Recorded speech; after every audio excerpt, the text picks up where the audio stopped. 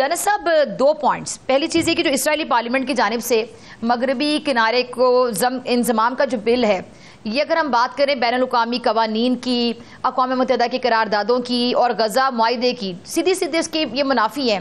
ایک تو یہ پوائنٹ، لیکن ساتھ ہی جو امریکہ کی جانب سے جو سٹیٹمنٹس دی جا رہی ہیں، ڈونلڈ ٹرمپ صاحب کی جانب سے بھی، امریکی نائب صدر کی جانب سے بھی، اس سے ہم سمجھ سکتے ہیں جو واشنگٹن کی پالیسی اسرائیل کے حوالے سے اس میں واضح ایک تبدیلی ہے، یا ہم کہہ سکتے ہیں باقاعدہ ایک درار پڑتی ہوئی دکھائی دے رہی، محسوس ہو رہی ہے ان کے بیانات سے، یا یہ بیانات صرف جو جتنے بھی جو ہمارے جو اسلامی ممالک ہیں ان کو فی الحال مطمئن کرنے کے لیے دیے جا رہے ہیں ٹیمپریری بیسس پر، یا واقعی آپ کو لگتا ہے کہ ان بیانات میں واقعی وہ حقیقت نظر آ رہی ہے جو وہی حقیقت ہے، یا اس سے ہٹ کے کچھ؟ کیونکہ ہمیں خواب دیکھنے سے تو کوئی نہیں روک سکتا نا فضا. ہم نے خواب دیکھا اور ہمیں خواب میں 20-21 پوائنٹس آئے، ساری دنیا چڑھ دوڑی کہ جی بہت زبردست ہو گیا کام. میرا خیال ہے اس سے زیادہ غیر منصفانہ معاہدہ ہو سکتا ہی نہیں تھا. جب اس معاہدے کو اناؤنس کر رہے تھے صدر ٹرمپ صاحب، نیتنیاہو نے ان کے منہ پہ کھڑے ہو کر کہا تھا کہ یہ جو 20 یا 21 پوائنٹس ہیں یہ میرے وار آبجیکٹیوز ہیں، یعنی میں جنگ سے یہ حاصل کرنا چاہتا ہوں. اور جو اس کو ہم نے ٹرمپ صاحب نے 20-21 پوائنٹ کے اس میں پیش کر دیا. اور ہم سب نیچرلی، دنیا کوئی بھی جنگ نہیں چاہتی، پاکستان ڈیفینیٹلی خود اس کا شکار ہے، تو اس لیے پاکستان اس میں لیڈنگ رول بھی پلے کر رہا تھا کہ بھئی امن ہو جانا چاہیے. ٹھیک ہے. ایک تو یہ نیت تھی، ایک ہماری خواہش تھی. ٹھیک ہے. اب گراؤنڈ سچویشن جو ہے وہ بہت مختلف ہے. اب مغربی کنارے کو اگر غور سے دیکھیں تو اس میں مغربی کنارے کی بڑا انٹرسٹنگ سچویشن ہے. ٹھیک ہے. بیچ میں پھنسایا ہوا ہے فلسطین اتھارٹی کو، نارتھ اور ساؤتھ دونوں اسرائیل کے قبضے میں ہے. ٹھیک ہے. یہ نہ کہیں جا سکتے ہیں نہ کہیں آ سکتے ہیں اسرائیل کی مرضی کے بغیر. قبضہ تو ان کا آلریڈی ہے اس کے اوپر. یہ جو قرارداد انہوں نے پیش کی ہے اس کو صرف ریگولائز کرنے کے لیے پیش کی ہے. ٹھیک ہے. ٹرمپ صاحب کے بیانات ہوں، بینس کے بیانات ہوں، کسی اور کے بیانات ہوں، مغربی دنیا سے اگر ہم یہ توقع کرتے ہیں کہ وہ اس جارحیت کو یا اس بربریت کو روکنے کی کوشش کرے گا کوئی، عوام ڈیفینیٹلی مغربی دنیا کی جہاں نکلے ہیں باہر، ہم سے بہت زیادہ انہوں نے ایفرٹ کیا، انہوں نے بڑے بہترین ایفرٹ کیا انہوں نے. لیکن انٹرنیشنل اسٹیبلشمنٹ کی اپنے ایک منصوبہ بندی ہے، اس کے ساتھ کام چل رہی ہے. ٹھیک ہے.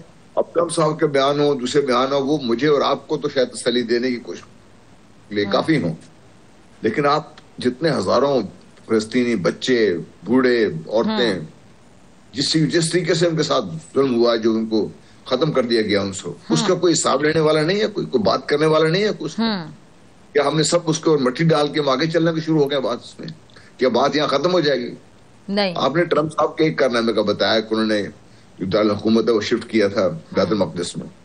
دوسرا بڑا کارنامہ یہ تھا کہ جو گولن ہائٹس ہیں، جی جی، جو ہسٹوریکلی سیریا کا حصہ تھے، وہ گفٹ کر گئے اسرائیل کو.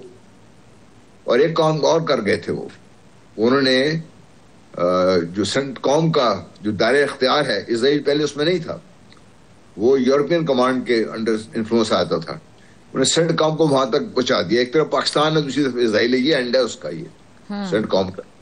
اس کی امپلیکیشن بھی ہے اپنی طرف، بہرحال بات تو نہیں. دیکھیے بات یہ ہے کہ کیا مسلم ممالک نے بہت زبردست کام کیا، ہم نے قرارداد پاس کی، ہم نہیں کریں گے، یہ آپ کریں گے کیا بتائیں؟ اسرائیل کو کون روکے گا اس کو؟ اچھا، لیکن سب سوری میں آپ کو تھوڑا انٹرپٹ کر رہی ہوں، لیکن آپ یہ دیکھیں نا ڈونلڈ ٹرمپ صاحب کا بیان ذرا سنیے گا جو انہوں نے ٹائم میگزین کو انٹرویو دیا. اس میں وہ کہہ رہے واضح کہ جی مغربی کنارے کے انضمام کے حق میں وہ نہیں ہے، کیونکہ ایسا کرنا عرب دنیا کی حمایت کھونے کے مترادف ہوگا. ٹھیک ہے، کیٹیگوریکلی یہ بات سمجھ آتی ہے کہ جتنے بھی ممالک ہیں وہ اپنے مفادات کے حساب سے دوسرے ممالک کے ساتھ چلتے ہیں. تو ابھی ٹھیک ہے، سعودی عرب اور عرب ممالک کے ساتھ جو ان کا ایک انٹرسٹ ہے، چلے اس طرح دیکھ لیتے ہیں ہم، تو وہ اس کو کھونا نہیں چاہتے ہیں. تو چلے آپ اس طرح دیکھ لیں اس چیز کو، اپنے انٹرسٹ کے لیے، اپنے فائدے کے لیے، اپنے مفاد کے لیے. بات آپ کی صحیح ہے، بالکل صحیح آپ بات کر رہے ہیں. لیکن آپ نے کبھی اس بات پہ غور کیا کہ ان کو فلسطین کی تو کوئی فکر نہیں ہے، وہاں پہ جو بچے شہید ہو رہے ہیں، وہاں پہ جتنے بھی حاملہ خواتین جو کچھ وہاں پہ ہو رہا ہے، ٹھیک ہے وہ انڈرسٹوڈ ہے. لیکن سر ابھی اپنے مفادات کے لیے وہ کہہ رہے ہیں جی وہ عرب دنیا کی حمایت کو نہیں کھونا چاہتے. بالکل ٹھیک کہہ رہے ہیں وہ، لیکن عرب دنیا کی حمایت کیا اس سے ختم ہو جائے گی؟ عرب دنیا تو جب فلسطین کا بہیمانہ فلسطین بڑا گہرا پوائنٹ، بالکل، تب خاموش تماشا ہی بنے رہے سب.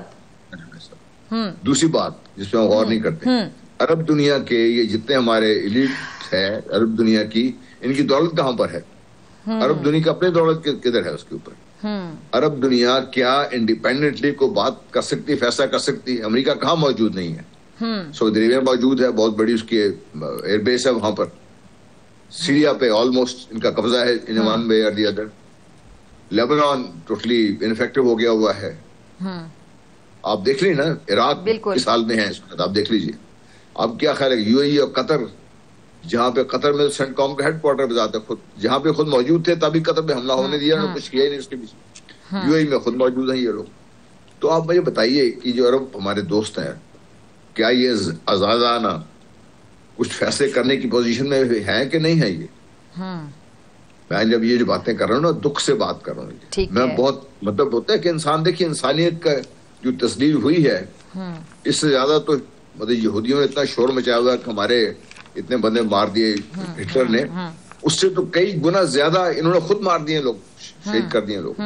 پوری دنیا میں لگے ہوئے، امریکہ ان کے ساتھ کھڑا ہوا ہے، ان کے ساتھ برطانیہ ان کے ساتھ کھڑا ہوا ہے، فرانس ان کے ساتھ کھڑا ہوا ہے، جرمنی ان کے ساتھ کھڑا. ان کی آوازیں آپ کی باتوں میں مت جائے. آپ بتائیے کہ پریکٹیکلی ان لوگوں نے کیا قدم اٹھایا ہے اس زیج کو روکنے کے لیے؟ تو اب اچھا جان صاحب، آپ کو کیا لگتا ہے؟ آپ نے پورا منظر نامہ خود ہی بتا دیا، اور جس طرح یہ ہو رہا ہے عرب ممالک کو ان کی ضرورت ہے، پھر ان مغربی ممالک کو بھی کہیں نہ کہیں عرب کی ضرورت ہے، لیکن مغرب ممالک کو بھی آپ نے سب بتایا. تو کیا پھر کیا جا سکتا ہے؟ عرب ممالک بڑے پاورفل ممالک ہیں، بڑے طاقتور ممالک ہیں، وداؤٹ اینی ڈاؤٹ. ایک دو ممالک کا اگر میں ذکر کروں سب جانتے ہیں اکانومی کے لحاظ سے بھی، اور مغرب کو بھی بلکہ ان کی ضرورت ہے، نہ صرف کہ ان کو ان کی ضرورت ہے، ان کو بھی ان کی ضرورت ہے. تو وہ اپنی جو سفارتی طاقت ہے، معاشی طاقت ہے، اس کا استعمال پھر کب کریں گے؟ کیوں بچا کے رکھا ہوا ہے اگر اس موقع پہ نہیں کیا جائے گا جب مسلمان اتنی لاکھوں کی تعداد میں وہاں سفر کر رہے ہیں اور وہاں پہ اتنی زیادہ شہادتیں ہیں؟ چھوٹے سے چھوٹے بچے آپ دیکھیں، نومولود بچے، نیو بورن بیبیز، وہ تک شہداء میں شامل ہیں. ہاسپٹلز میں بمباری ہوتی رہی جہاں پہ آپ آلریڈی زندگی موت کی کشمکش میں ہوتے ہیں، پیرامیڈک سٹاف، ڈاکٹرز، جہاں پہ آلریڈی مریض کو لایا جاتا ہے وہاں پہ بامبنگ ہوتی رہی. تو اب نہیں عرب دنیا اپنی طاقت سفارتی سطح پہ، معاشی سطح پہ جہاں بات کر سکتی ہے نہیں دکھائے گی، تو کہاں کے لیے بچا کے رکھی ہوئی پھر طاقت؟ دیکھیے فضا، آپ شاید اس وقت پیدا نہیں ہوئی تھی. سعودی عربیہ کے بہت بڑے ایک فرما روا تھے، بہت بڑا دل بھی تھا، ذہن بھی بہت بڑا تھا ان کا. اور پاکستان کے لیے میرا خیال ہے اس سے زیادہ کلوز کوئی میں نے حکمران شاید نہیں دیکھا جو پاکستان سے باہر سے ہو. شاہ فیصل مرحوم، انہوں نے جب تیل کو ایز ہتھیار استعمال کرنے کی ایک منصوبے پر عمل شروع کیا، کیا ہوا ان کے ساتھ؟ ان کو انہیں کے لوگوں سے شہید کرا دیا گیا.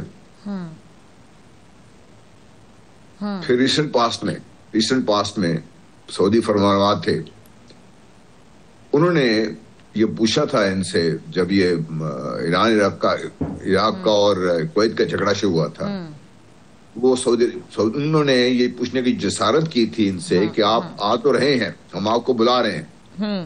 بڑی انڈر پریشر سعودی عربیہ ان کو بلایا تھا کہ آپ آئیں ہماری مدد کریں. آپ آ تو نہیں، جائیں گے کب؟ اس کا جواب انہوں نے مغربی دنیا نے یہ دیا کہ انہوں نے دنیا کے مختلف جہاں پر بھی عرب شہزادے موجود تھے ان کی مختلف میٹنگز کرائیں اور ان کو اگلے فرمانروا بننے سے روکنے کے لیے سارے کام تیار کرے بیٹھے تھے جب تک انہوں نے معافی مانگ کے پیچھے نہیں ہٹ گئے سے. تو ایشو میرا یہ نہیں ہے کہ بھئی کیا میں سمجھتا ہوں کہ ہمارے ساتھ کیا ہو رہا ہے، میں یہ سمجھتا ہوں کہ یہ شاید یہ کرنا چاہتے ہوں، لیکن کیا اگر یہ سب مل کر بیٹھ جائیں، ہم سارے مل کر بیٹھ جائیں، سارے جتنے اسلامی ملک ہیں، 57 اسلامی ملک ہیں، ہمارا مذاق اڑ رہا ہے کہ 1.5 ارب سے زیادہ لوگ 80 لاکھ لوگوں سے بچنے کے لیے دنیا کے ریکویسٹ کر رہے ہیں. تو پھر جان صاحب آگے پھر کیا دیکھ رہے ہیں آپ؟ پھر آگے کیا اسی طرح خاموشی رہے گی، بیانات کا سلسلہ رہے گا، مذمتی قراردادیں؟ پریکٹیکلی پھر آپ کیا دیکھ رہے ہیں؟ یہ سلسلہ پھر رکتا دکھائی دیتا ہے، اور ابھی جو فی الحال چلیں ٹیمپریری بیسس پہ کہہ لیں، وقتی بیانیہ کہہ لیں، اسٹیٹمنٹس جو آ رہی ہیں ڈونلڈ ٹرمپ صاحب کی جانب سے، امریکہ کی جانب سے، یہ جس طرح جے ڈی وینس نے بھی جو اسٹیٹمنٹ دی، چلیں وقتی طور پہ کہہ لیں کہ وقتی طور پہ جو ہواؤں کا رخ ہے وہ چلیں مسلمانوں کی طرف ہے یا وقتی طور پر اپنے فائدے کے لیے صحیح امریکہ اگر اسرائیل کو شٹ اپ کال دے دے؟ دیکھیے اگر تو یہ کر دیں، میری یہ دعا ہے کہ اللہ کرے ایسا ہو جائے. ان کو مسلمان بھائی ہیں ہمارے جو ان کے ساتھ ہو رہا ہے اور جس میں ہم سب ان ون وے کمپلیسٹ ہیں، ہم نے ہونے دیا سب کچھ. میں بھی اتنا ہی قصوروار ہوں جتنا کوئی اور قصوروار ہے اس میں. ہم نے تو ہونے دیا نا سب کچھ. تو ہم بھی اس وقت آئے جب چلے جانا صاحب ہم آواز تو اٹھاتے ہیں نا، ہم تو یہی کر سکتے ہیں. میں نہیں کروں، ہم آواز تو اٹھا رہے ہیں. میں اس لیے کہہ رہا ہوں کہ میں دعا بھی کرتا ہوں کہ اللہ کرے کہ امریکہ اتنا پریشر ڈال سکے اسرائیل پہ کہ اس کو روک دے وہاں پہ یہ. اور غزہ کے لوگوں کی جو اس وقت اب دیکھیے جنگ بندی معاہدے کے بعد بھی 100 سے زیادہ فلسطینیوں کو شہید کر دیا کہ بمباری کر کے. تو اللہ کرے یہ ہو ایسا. میں دعا بھی کرتا ہوں. میں چاہتا ہوں کیونکہ میرے ملک نے بہت آگے بڑھ کر اس میں کام کیا ہے پاکستان نے. میں چاہتا ہوں کہ اللہ تعالیٰ پاکستان نے جس نیت سے جس سے کام کیا اس میں پاکستان کو میں کامیابی دے، عالم اسلام کو کامیابی دے. میں چاہتا ہوں، ہم دعا بھی کرتے ہیں. لیکن جو پریکٹیکلی گراؤنڈ حقیقتیں ہیں نا ان سے آنکھیں ہم نہیں جڑا سکتے. تاریخ کا تناظر میں آج جو کچھ ہو رہا ہے، جو کل ہم جو کر رہے ہیں، یہ کل تاریخ کا حصہ بن جائے گا. جو پچھلے 60 70 80 سال سے میں دیکھ رہا ہوں اس وقت سے تو ہم یہی دیکھ رہے ہیں سارا کچھ. اسرائیل کو روکنے والا اگر ہے تو اللہ تعالیٰ ہے، ورنہ اس وقت اسرائیل منہ زور گھوڑے کی طرح بالکل بے لگام چلا جا رہا ہے. اس کو لوگ سرزنش کریں گے، بات کریں گے، کہہ دیں گے. اس کو روکنے کے لیے اس گھوڑے پر، اس منہ زور گھوڑے پر چڑھنے کے لیے کوئی تیار بیٹھا ہوا ہے. ٹھیک